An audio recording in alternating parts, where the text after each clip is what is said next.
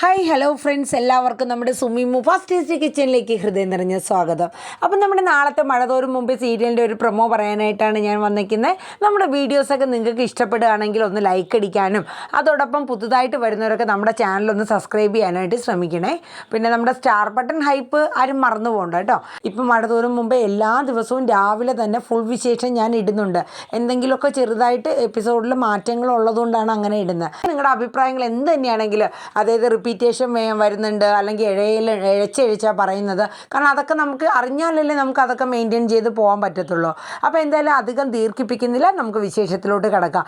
അങ്ങനെ നമ്മുടെ ബബിത സർപ്രൈസായിട്ട് നമ്മുടെ അലീനയ്ക്ക് കുറച്ച് ഡ്രസ്സൊക്കെ മേടിച്ചുകൊണ്ടൊന്ന് കൊടുക്കുകയാണ്. അപ്പോൾ അലീനയ്ക്ക് അത് ഭയങ്കര ഒരു അതിശയം പോലെ ആയിപ്പോയി. കാരണം കുറേ നാൾ മുന്നേ അലീനയോട് കൂടെയുള്ള ദേഷ്യം കൊണ്ട് ബബിതയാണെങ്കിൽ അലീനയുടെ ഡ്രസ്സൊക്കെ കട്ട് ചെയ്ത് കളഞ്ഞായിരുന്നു അല്ലേ. നമ്മൾ കണ്ടായിരുന്നു ഒരു എപ്പിസോഡിൽ അലീന കത്രിക കൊണ്ട്, അലീന ഇല്ല രേവതിക്കുട്ടിയുടെ വീട്ടിലൊക്കെ പോയ സമയത്ത് ബബിത രാത്രിയിൽ ആരും കാണാണ്ട് കത്രിക കൊണ്ടുവന്നിട്ട് അതെല്ലാം കട്ട് ചെയ്ത് കളഞ്ഞതൊക്കെ അല്ലേ, നമ്മൾ കണ്ടതാണ് ഒരു എപ്പിസോഡിൽ. അപ്പോൾ ആ ഒരു ഉള്ളിൽ കുറ്റബോധം നിന്നിട്ടായിരിക്കണം അലീനയ്ക്ക് ഈ ഡ്രസ്സൊക്കെ മേടിച്ചു കൊടുക്കണത്. അപ്പോൾ അലീനയ്ക്ക് കണ്ണുകളൊക്കെ നിറഞ്ഞു പോവുകയാണ്. അപ്പോൾ കൃഷ്ണമോള് ചോദിക്കുന്നുണ്ട് എന്താ ഇഷ്ടമായില്ലേന്ന്. അപ്പോൾ ഒരുപാട് ഇഷ്ടമായെന്ന് പറയുന്നുണ്ട്. അപ്പോൾ ബബിത പറയുന്നുണ്ട് അലീന ചേച്ചിക്ക് ഇഷ്ടമായില്ലെങ്കിൽ പറയണം കേട്ടോ, നമുക്ക് മാറ്റി മേടിക്കാം എന്നൊക്കെ പറഞ്ഞു. അപ്പോൾ അലീന പറഞ്ഞു ഞാൻ ഇന്ന് വരെ അങ്ങനെ വില കൂടിയ വസ്ത്രങ്ങളോ പുതിയത് കിട്ടാറൊക്കെ ഉണ്ട്. ഞങ്ങൾ സ്നേഹനികേതത്തിൽ കഴിഞ്ഞിരുന്ന സമയത്ത് ഞങ്ങൾക്ക് ആരെങ്കിലുമൊക്കെ ഇതുപോലെ അനാഥാലയത്തിന് ഇങ്ങനെ നല്ല പുതിയ വസ്ത്രങ്ങളൊക്കെ കൊടുക്കുന്ന കൂട്ടത്തിൽ വല്ലപ്പോഴും ഒക്കെ ഞങ്ങൾക്ക് കിട്ടാറുണ്ട്. പക്ഷേ എങ്കിലും ഇത്രയും വില കൂടിയ ഡ്രസ്സൊന്നും ഞാൻ ഇട്ടിട്ടില്ല എന്നൊക്കെ പറയും കേട്ടോ. ആ ഒരു സംസാരമൊക്കെ കേൾക്കുമ്പോൾ സത്യം പറഞ്ഞാൽ ബബിതയ്ക്കും കൃഷ്ണമോക്കും വല്ലാത്തൊരു വിഷമം വരെയാണ്. എന്നിട്ട് ബബിത പറഞ്ഞു അതെ, ഇനി ഈ വീട്ടിൽ നിൽക്കുമ്പം അലീന ചേച്ചി നല്ല രീതിയിലുള്ള ഡ്രസ്സൊക്കെ ഇട്ട് നിൽക്കുക. അപ്പോൾ കൃഷ്ണമോളും പറയുന്നുണ്ട് അതെ, ഇനി ഇച്ചിരി വില കൂടിയ ഡ്രസ്സൊക്കെ ആയിക്കോട്ടേന്നേ എന്നൊക്കെ പറയും. അങ്ങനെ അവർക്ക് രണ്ടുപേർക്കും സന്തോഷമായിട്ട് അവർ അലീനയ്ക്ക് ഇതൊക്കെ കൊടുത്തിട്ട് അവർ റൂമിൽ നിന്ന് പോവുകയാണ് കേട്ടോ. ആരാ, നമ്മുടെ ബബിതയും കൃഷ്ണമോളും. ഇതേ സമയം നമ്മുടെ അലീന ആ ഡ്രസ്സെല്ലാം ഇങ്ങനെ വാങ്ങിക്കൊടുത്ത ആ പുതുതായിട്ട് മേടിച്ച ഡ്രസ്സെല്ലാം നെഞ്ചോട് ചേർത്ത് വെച്ച് ഒരു നിമിഷം സങ്കടപ്പെടുകയാണ്. കാരണം വേറൊന്നുമല്ല, തനിക്ക് അർഹിക്കുന്നതിനേക്കാൾ കൂടുതൽ സ്നേഹം തൻ്റെ കൂടപ്പിറപ്പുകളിൽ നിന്ന് കിട്ടുന്നുണ്ട്. കാരണം തൻ്റെ ഓരോ കാര്യങ്ങൾ അറിഞ്ഞ് അവർ മനസ്സിലാക്കി തനിക്ക് വേണ്ടിയിട്ട് ഓരോന്ന് ചെയ്തു തരുന്നു.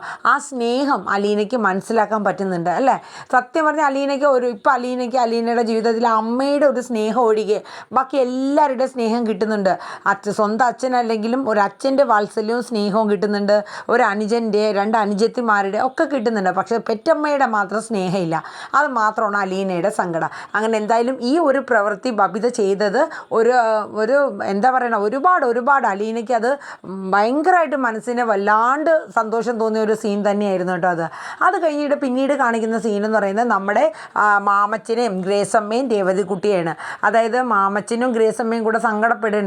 എന്നാലും ആ കുഞ്ഞ് എവിടെയാണെന്നൊരു വാക്ക് ടോണി പറഞ്ഞില്ലല്ലോ എന്നൊക്കെ ഇങ്ങനെ അവർ അങ്ങോട്ടും ഇങ്ങോട്ടും സങ്കടപ്പെട്ട് പറയാണ്. നമ്മുടെ മോൻ്റെ കുഞ്ഞ് ഏത് അനാഥാലയത്തിലായിരിക്കും, എവിടെയായിരിക്കും, ആരോരും ഇല്ലാണ്ട് എന്നൊക്കെ ഉള്ള രീതിയിൽ അവർ സങ്കടപ്പെട്ടിരുന്നപ്പോൾ നമ്മുടെ രേവതിക്കുട്ടി പറഞ്ഞു അതെ, നിങ്ങൾ അത് ഓർത്ത് വിഷമിക്കേണ്ട ഗ്രേസ് ആൻറ്റി. കാരണം എന്ന് വെച്ചാൽ ടോണി ചേട്ടൻ തന്നെ നമ്മളുടെ അടുത്ത് വന്ന് ആ കാര്യങ്ങൾ പറയും. എനിക്കതിന് നല്ല ഉറപ്പുണ്ട്.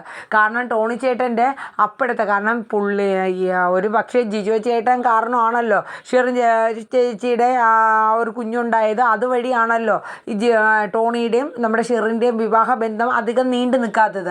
അപ്പോൾ ആ ഒരു ദേഷ്യം ചിലപ്പോൾ ജിജോ ചേട്ടൻ്റെ ഫാമിലിയായ നമ്മളോട് ചിലപ്പം തോന്നും. അതുകൊണ്ടായിരിക്കാം ഒരു പക്ഷേ ടോണി ചേട്ടൻ അത്രയും മാനസികമായിട്ട് അങ്ങനെ ഒരു കാര്യം അറിഞ്ഞു കഴിഞ്ഞപ്പോൾ ആ ഒരു മാനസിക ടെൻഷൻ കാരണം വന്ന് നമ്മളുടെ അടുത്ത് മദ്യപിച്ച് ആ രീതിയിലൊക്കെ സംസാരിച്ച് പോയത്. പക്ഷെ തണുത്ത് കഴിയുമ്പോൾ പുള്ളി ഒരു ഉറപ്പാണ്, പുള്ളി ഈ സത്യങ്ങളൊക്കെ നമ്മളോട് പറയും. അഥവാ പറഞ്ഞില്ലെങ്കിൽ ഞാൻ അത് ചോദിച്ചെങ്കിലും മനസ്സിലാക്കും, ഇല്ലെങ്കിൽ നമ്മൾ കണ്ടെത്തും മാമച്ച എന്നൊക്കെ തന്നെ നമ്മുടെ രേവതിക്കുട്ടി പറയാണ്. അപ്പം നമ്മുടെ മാമച്ചനും ഗ്രേസമ്മയ്ക്കും നമ്മുടെ രേവതിക്കുട്ടി, കാരണം ഇത്രയും ഒരു പിടുത്തവും ഒന്നും ഇല്ലാണ്ടിരുന്ന കേസ് ഇത്രയും ഇവിടം വരെ കൊണ്ടെത്തിച്ചത് ഒരു പക്ഷേ നമ്മുടെ രേവതിക്കുട്ടിയുടെ ആ ഇൻവെസ്റ്റിഗേഷൻ ഒരു ബ്രെയിൻ തന്നെയാണ്. അപ്പോൾ അതുകൊണ്ട് രേവതിക്കുട്ടിക്ക് നല്ല ഉറപ്പുണ്ട് നമ്മുടെ ജിജോയുടെയും ഷെറിൻ ചേച്ചിയുടെയും കുഞ്ഞിനെ എന്തായാലും കണ്ടുപിടിക്കാൻ പറ്റും. ഏത് ഓർഫണേജിലാണെങ്കിലും കണ്ടെത്താൻ പറ്റും എന്നുള്ളൊരു കോൺഫിഡൻറ്റ് ഉണ്ട് കേട്ടോ. അങ്ങനെ ആ ഒരു സീൻ കഴിഞ്ഞിട്ട് പിന്നീട് കാണിക്കുന്ന സീൻ എന്ന് പറയുന്നത് നമ്മുടെ ബാലചന്ദ്രൻ്റെ ഫാമിലിയാണ്. അതായത് നമ്മുടെ രോഹിത്തിന് എഞ്ചിനീയറിംഗ് കോളേജിൽ നിന്നൊരു ലെറ്റർ വരെയാണ്. അപ്പോൾ ആ ലെറ്റർ അനുസരിച്ച് പറഞ്ഞിരിക്കുന്ന കാര്യം എന്തെന്ന് വെച്ചാൽ തുടർ വിദ്യാഭ്യാസത്തിനായിട്ട് രോഹിത്തിന് അവർ പെർമിഷൻ കൊടുക്കുന്നുണ്ട്. അപ്പോൾ അതിനെക്കുറിച്ച് സംസാരിക്കാനായിട്ട് രോഹിത്ത് കോളേജിലോട്ട് വരണം. ഒപ്പം അന്ന് കൂടെ വന്ന ആ പെൺകുട്ടി, ആ കുട്ടിയും കൂടെ കൊണ്ടുവരണമെന്ന് പ്രത്യേകം മെൻഷൻ ചെയ്തിട്ടുണ്ട്. അങ്ങനെ ഇത് കണ്ട് നമ്മുടെ രോഹിത്ത് നേരെ അലീനയുടെ അടുത്ത് ചെന്നിട്ട് പറയണം, ഇങ്ങനെ ലെറ്റർ വന്നിട്ടുണ്ട്, അപ്പോൾ നമുക്ക് നമ്മളെ കോളേജിൽ ചെല്ലാനായിട്ടാണ് പറഞ്ഞേക്കണേന്ന് പറയുന്നുണ്ട് കേട്ടോ.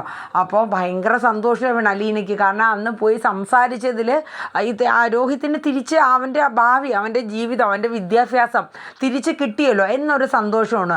അങ്ങനെ അലീനയ്ക്ക് ഭയങ്കര സന്തോഷമാണ്. അങ്ങനെ നമ്മുടെ ബാലചന്ദ്രൻ അറിയുന്ന, കൃഷ്ണമോൾ അറിയുന്ന, ബബിത എല്ലാവർക്കും സന്തോഷമായി. കാരണം അലീന ഒരാളുടെ ആ ഒരു പെർഫോമൻസ് കൊണ്ട് മാത്രമാണ്. കാരണം ആ പ്രിൻസിപ്പൽ അച്ഛൻ്റെ കൂടെ അത്രയും രീതിയിൽ സംസാരിച്ച് ആ മനസ്സിന് അയാൾക്ക് കാര്യങ്ങൾ ഒരു എന്താണ് യേശു ക്രിസ്തുവിൻ്റെ കുറേ വചനങ്ങളും കാര്യങ്ങളും. കാരണം എന്ന് വെച്ചാൽ ഇത്രയും മൽപ്പിടുത്തമൊന്നും ഒരു അച്ഛൻ പിടിക്കേണ്ട കാര്യമില്ല. ഒരു നിരപരാധിയാണ് തൻ്റെ ഒരു അച്ഛൻ്റെ മുന്നിൽ വന്ന് നിൽക്കുന്നത്. അപ്പം നമ്മൾ തെറ്റ് ചെയ്തവർക്ക് ശിക്ഷ കൊടുക്കുക, തെറ്റ് ചെയ്യാത്തവരെ നമ്മൾ ശിക്ഷിക്കുന്നത് ശരിയല്ലല്ലോ. അതിനെ ബേസ് ചെയ്താണ് അലീന സംസാരിച്ചത്. പക്ഷെ അത് അച്ഛന് വല്ലാണ്ട് അങ്ങോട്ട് ഫീൽ ചെയ്തിട്ടുണ്ട്. അത് ആ ഒരു ഇതും കൂടെ ഉള്ളത് കൊണ്ടായിരിക്കാം അവർ ബോർഡ് മീറ്റിംഗ് കൂടി ഇങ്ങനൊരു തീരുമാനം രോഹിത്തിന് വേണ്ടി എടുത്തത് കോളേജുകാർ. അങ്ങനെ വലിയ സന്തോഷമായി. അപ്പോൾ ഈ കാര്യങ്ങളൊക്കെ നമ്മുടെ വൈജയന്തി അറിയാണ്. വൈജയന്തി അങ്ങ് ആകെ ഷോക്കാവുകയാണ്. കാര്യം എന്ന് വെച്ചാൽ ഒന്നും കൂടെ അവൾ ഇനി ആരായി ഈ കുടുംബത്ത്, ഇനിയിപ്പോൾ അലീന ആയിരിക്കും ഇവിടുത്തെ, അല്ലെങ്കിൽ തന്നെ അലീന തലയിൽ നടക്കുന്നത്. ഇനിയിപ്പോൾ ഈ ഒരു കാര്യം കൂടെ അറിഞ്ഞു കഴിഞ്ഞാൽ പറയേണ്ടതുമില്ല. ഇനി എന്തായിരിക്കും. വൈജയന്തിക്ക് വല്ലാത്തൊരു മുറുമുറുപ്പും ദേഷ്യവും ഒക്കെ ആയിരുന്നു കേട്ടോ. അപ്പോൾ ആ സമയം അലീനയെ കാണാൻ വേണ്ടിയിട്ട് വൈജയന്തി റൂമിലോട്ട് ചെല്ലേണ്ട കേട്ടോ. ആ സമയം ബാലേന്ദ്രനൊന്നും ഇല്ലായിരുന്നു കേട്ടോ. എന്നിട്ട് നേരെ റൂമിൽ ചെന്നിട്ട് പറഞ്ഞു, അതെ നീ പോയി അവൻ്റെ കോളേജിൽ സംസാരിച്ചത് കൊണ്ട് മാത്രം നീ വലിയ ആളൊന്നും ആവണ്ട. അവനെ നിരപരാധിയാണെന്ന് അറിഞ്ഞതുകൊണ്ട് തന്നെ അവർ ബോർഡ് മീറ്റിംഗ് കൂടി കിട്ടിയത്. പിന്നെ ഈ വീട്ടിലെ വേലക്കാരിയെ നിൽക്കണം, നീ പോകേണ്ട കാര്യമില്ല. രോഹിത്തിൻ്റെ കാര്യങ്ങൾ തീരുമാനം എടുക്കാനും അവൻ്റെ അച്ഛനുണ്ട്, അല്ലെങ്കിൽ ഞാനുണ്ട്. ഞങ്ങൾ പോക്കൊള്ളാം, ഗാർഡിയനായിട്ടുള്ള ഞങ്ങളിവിടെ ഉണ്ടെന്ന് പറഞ്ഞു. അല്ലാണ്ട് നീ വലിയ ആളായി നിൽക്കണ്ടെന്നൊക്കെ പറഞ്ഞു. നീ നിൻ്റെ സ്ഥാനത്ത് നിന്നാൽ മതി എന്നൊക്കെ ഉള്ള രീതിയിൽ അലീനെ പറയണേന്. പിന്നെ ഈ വൈജയന്തിയുടെ സ്വഭാവത്തെക്കുറിച്ച് നമ്മൾ പ്രത്യേകിച്ച് പറയേണ്ട കാര്യമൊന്നുമില്ല. കാരണം എല്ലാവർക്കും അറിയാം, സ്വന്തം മക്കൾക്ക് പോലും അമ്മയുടെ സ്വഭാവം ഇഷ്ടപ്പെടാത്ത ഒരു ക്യാരക്ടറാണ് വൈജയന്തി.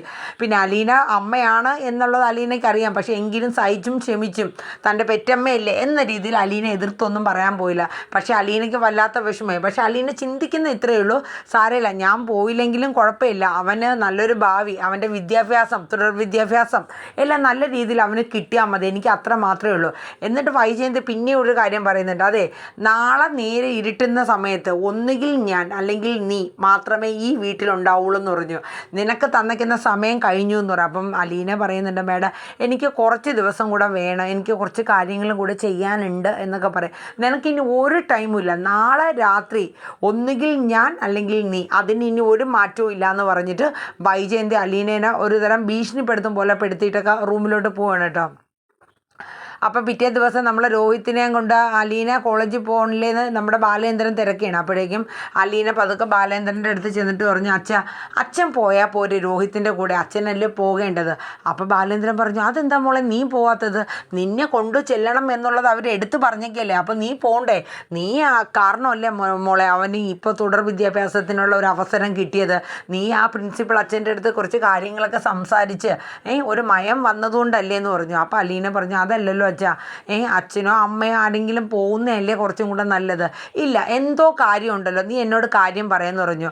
അങ്ങനെ ബാലചന്ദ്രൻ്റെ നിർബന്ധപ്രകാരം അവസാനം അലീന കാര്യങ്ങൾ പറയണം. അതായത് വൈജയന്തി ഇങ്ങനെ റൂമിൽ വന്നിട്ട് ഇങ്ങനെ വഴക്ക് പറഞ്ഞു, രോഹിത്തിൻ്റെ കാര്യങ്ങളിലൊന്നും ഇടപെടാൻ നീ ആളായിട്ടില്ല എന്നും ഈ കുടുംബത്ത് കാര്യങ്ങൾ തീരുമാനിക്കാനും ഒക്കെ ഞാനോ ബാലചന്ദ്രനോ ഉണ്ടെന്നൊക്കെ പറഞ്ഞു എന്ന് പറഞ്ഞു.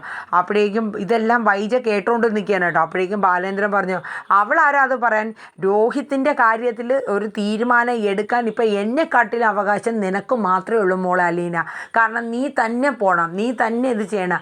അവനെ ഇന്ന് ഈ രീതിയിലാക്കി ഇന്ന് മറ്റുള്ളവരുടെ മുന്നിൽ തല ഉയർത്തി നിൽക്കാനുള്ള അതിനുള്ള പ്രാപ്തനാക്കി എടുത്തതും നീയാണ്. അതുകൊണ്ട് നിനക്ക് തന്നെയാണ് അതിനുള്ള അർഹതയെന്നും ബാലേന്ദ്രൻ പറയുന്നുണ്ട് കേട്ടോ.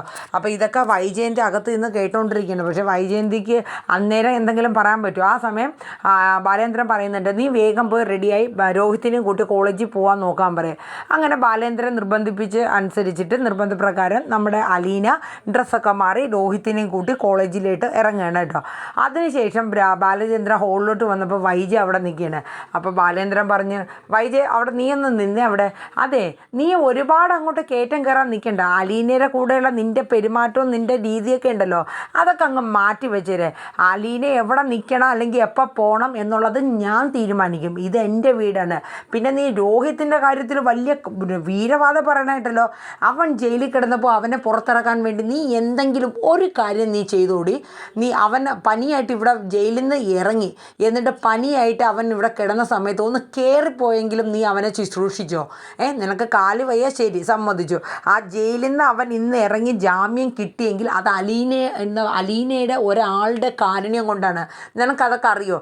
ഇന്ന് ഈ കുടുംബം ചിന്ന ഭിന്നമായി കിടന്ന കുടുംബം കൃഷ്ണമോള്, ബബിത, രോഹിത്ത് ഒക്കെ കൂട്ടിയെടുത്ത് അവിടെ നിന്ന് ഇവിടെ നിന്ന് ഇന്ന് ഒരു കൂട്ടിനകത്ത് ഒരു അമ്മയുടെ കൂട്ടിനകത്ത് ആക്കുന്ന പോലെ ആക്കി അവൾ സ്വരുക്കൂട്ടി എല്ലാം ആക്കി എടുത്തത് അവളുടെ ഒരാളുടെ മിടുക്കാണ്. അല്ലാണ്ട് നീ വല്ല വീരവാദം അടിക്കേണ്ട കാര്യമൊന്നുമില്ല എന്ന് പറയും. അപ്പോഴേക്കും വൈജയന്തിക്ക് അങ്ങോട്ട് തിളച്ചില്ലേ. വൈജയന്തി അപ്പം തന്നെ പറയും, അതെ ബാലചന്ദ്രൻ എവിടെയോ കിടക്കുന്നവർക്ക് വേണ്ടി പ്രസംഗിക്കണം എന്തിനാ? ഞാൻ നിങ്ങളുടെ ഭാര്യ, അത് നിങ്ങൾക്ക് ഓർമ്മയാണ്. നിങ്ങൾ എൻ്റെ ഭർത്താവാ. ഈ വീട്ടിൽ ഞാൻ കഴിഞ്ഞിട്ടുള്ളൂ അവൾക്കൊരു സ്ഥാനം എന്ന് പറഞ്ഞു.